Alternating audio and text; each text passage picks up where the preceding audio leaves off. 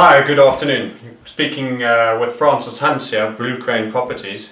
Want to talk to you today a little bit about our proposition and a number of reasons why we believe you should be considering doing business both with ourselves and in the UK.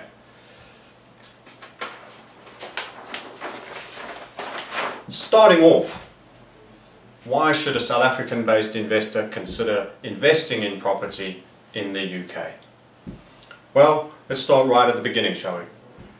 The facts. Historically, since 1952, according to the Nationwide Building Society statistics, UK properties index has gone from 100 to 9,532.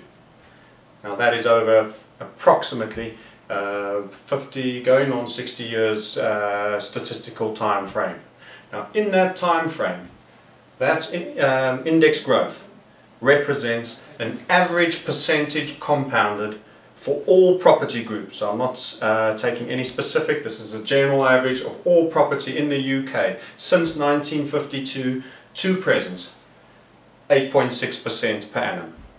Now that is a substantial growth rate over a substantial time frame. This is typically considered a very broad and lengthy statistical time frame base. Why is it, do we think, that has been the case, and why is it likely to potentially continue to be the case? Well, the main drivers for the UK property are, if anything, accelerating at present. First, it's net immigration. UK consistently has the bulk of net immigration from Europe coming into its country. Very liberal immigration policies, talented people, whether they be French, Czechoslovakian, whatever nationality. If they're at the top of their game, they want to be functioning in somewhere in the UK, often in London, but often in other areas and geographies as well. So there's a net immigration into the UK. It's a very small landmass. We've got to remember that there's close to 60 million people. So we're talking about a country, Wales is the size of Kruger National Park, and England 3 to 4 times that. Yet it has 60 million population. In fact, in a recent population density survey, the UK was second only to Malta, a very small island with maybe one primary city on it and a mountain. So you're talking about close to doubled Germany's density and significantly more than all the other major European countries. So we're talking about a very dense, small island, capitalistic, with a net immigration from the other EU nations, which has only accelerated with the recent Eastern European succession states. So these are some of the drivers. Further drivers are the complete planning grip hold on new ground. It is very, very difficult to get new sites brought in for property development in the UK.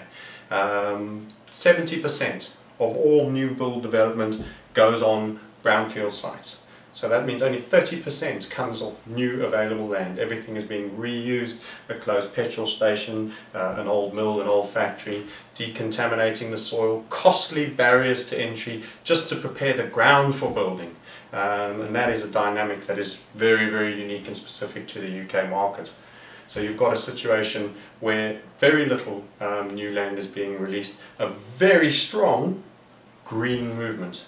If Heathrow wants to have another landing strip, people climbing trees, they resist. There's a lot of sympathy for them from politicians, and largely getting new infrastructure and new land available is a very, very difficult thing. So that's another element that adds to the drivers. Are these things going away, or if anything, are they getting harder? Well, in my opinion, all these things are becoming more and more significant.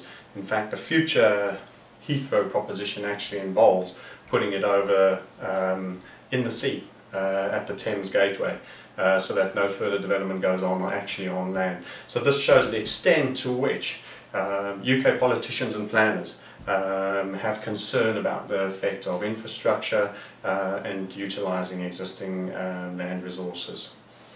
So those are some of the drivers that have contributed to a very, very strong historical average This historical average has included negative periods like the pound being thrown out in the early 90s of ERM. So this is not a selected a chosen statistical period which happens to be particularly flattering. It is all the data we have at hand from the nationwide building statistics. These are available on the internet. Google them, nationwide building stats, and you'll be able to see exactly what we've referred to.